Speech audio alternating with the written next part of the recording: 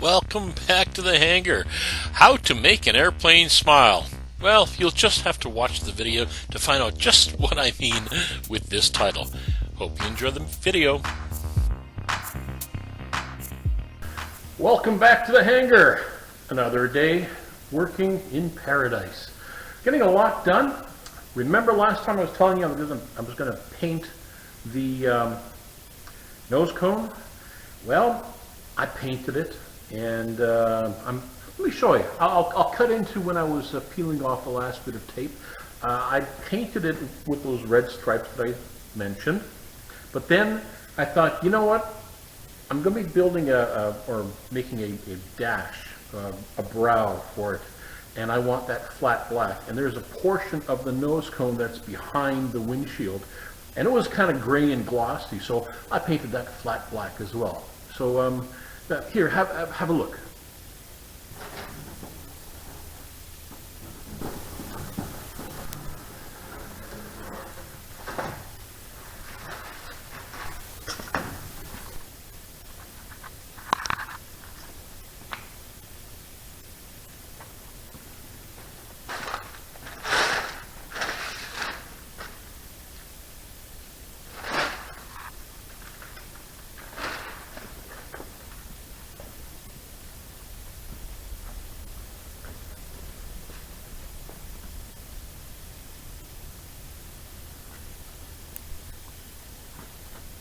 And there it is. There's the paint.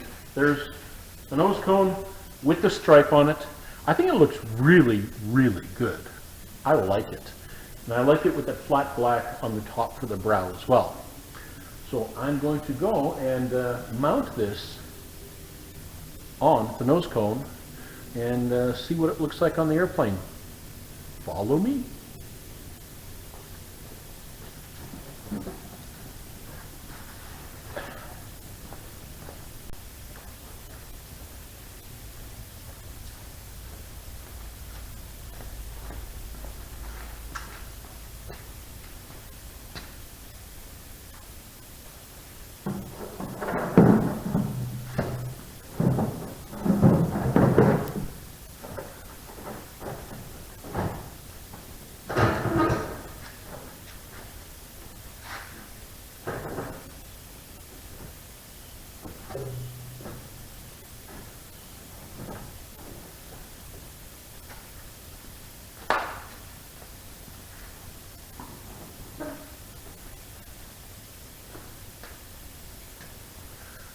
I think that looks real good.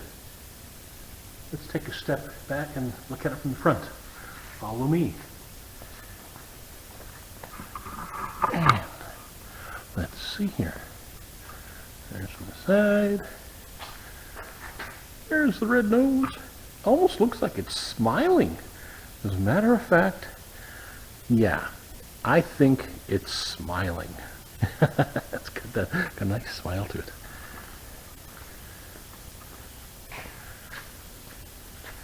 Looks good. Now I would carry it on. Oh, hang on. I've got to turn my monitor back on. I would carry it on here, but that's where the door goes. So maybe back here, I'll make a wide stripe back there. But that's where the name Challenger is on. So I'll have to give that some thought. Yeah.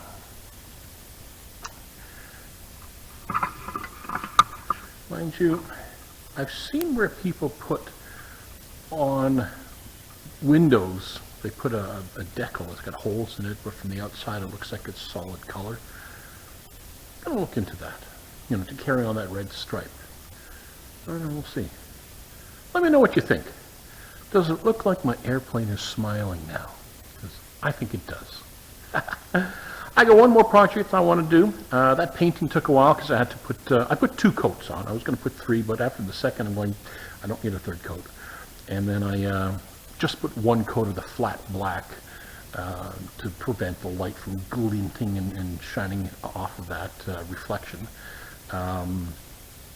And I think that's more than enough.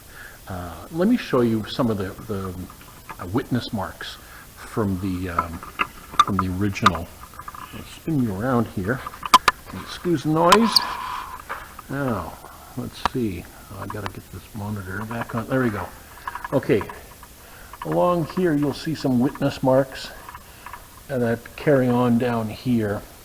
And that's where the windscreen, the windshield, touches this fairing right here. And then carries across the other side. So all of this back here will be underneath the windscreen. Then it goes down here and back. See the little witness marks, and then up this tube. So, and the same thing on the other side. So, yeah, that's.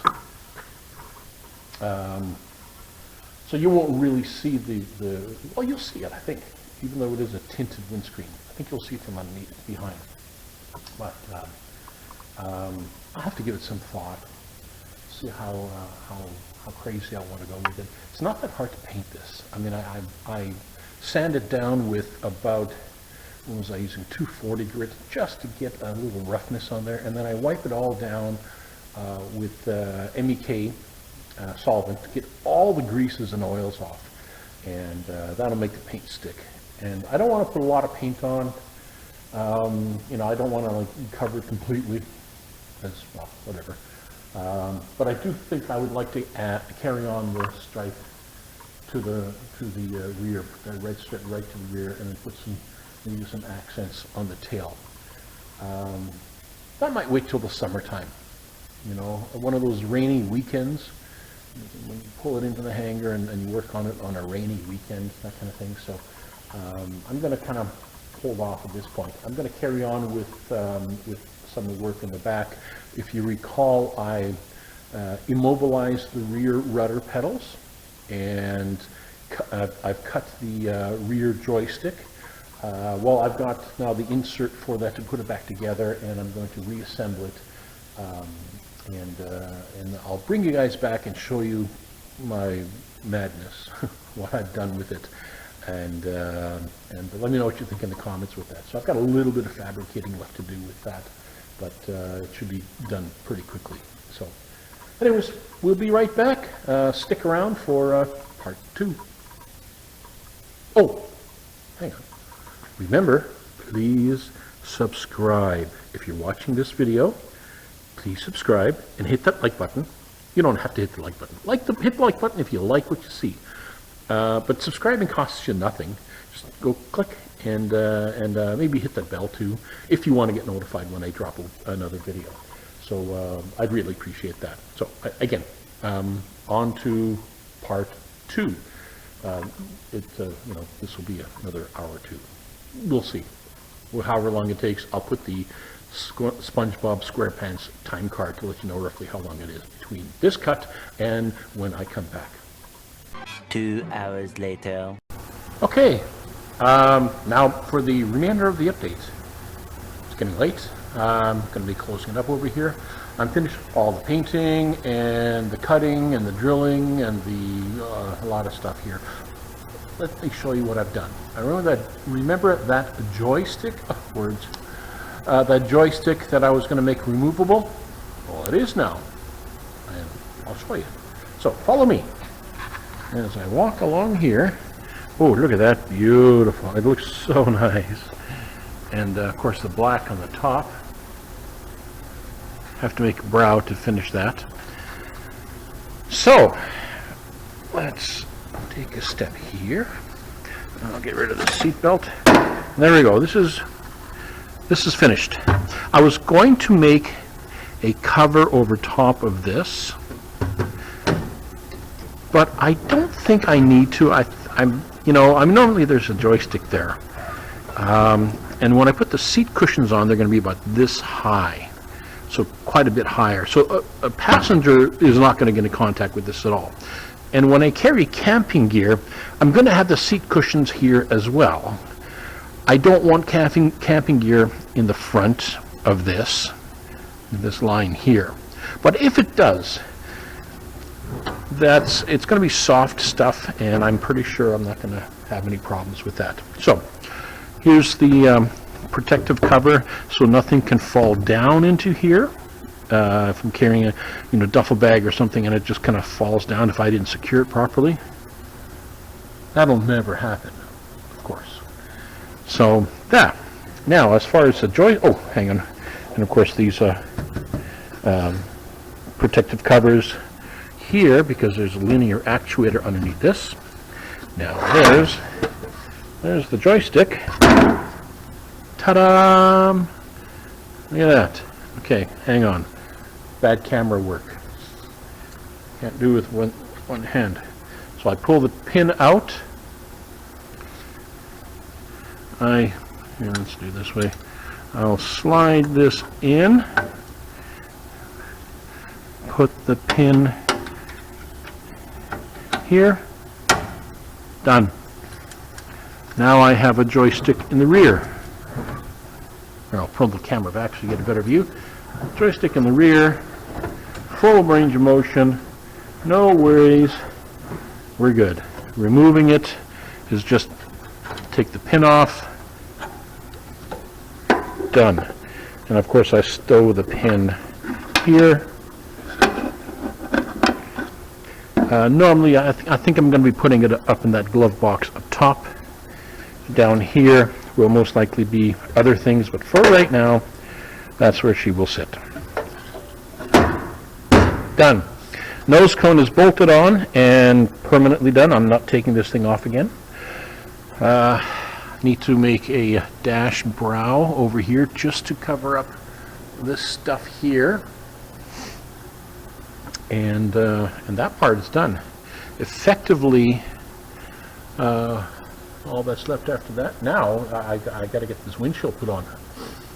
And this windshield has this third door, which would be right here, that would open out. I'm sure a lot of people have seen that. Those who have Challengers know what I'm talking about. Those who haven't, well, look it up, you'll see. So that's the next step, is to get this windshield mounted and get that third door cut into it and get that part finished. At that point, I can say then this airplane is in 100% flying condition, as long as I don't want to put doors on it. I have doors, and I got to work on those. But it'll be flyable without doors. So now, doors. I have been thinking about putting a latch, kind of like you have in the back of a, the caps for a pickup truck. You've got the fiberglass caps, and they get the rear window that you get the T-handles that you turn and you open them up. Well, you can buy those T-handles. And I am trying to figure out if I want to do that and have T-handles here so that, and they're locking T-handles, by the way, so that you would lock it and unlock it, turn the T-handle, and it'll pull a pin up here and probably one on the back there, better camera work, maybe even here at the front, I don't know, but one on either side, so I'd have a locking T-handle.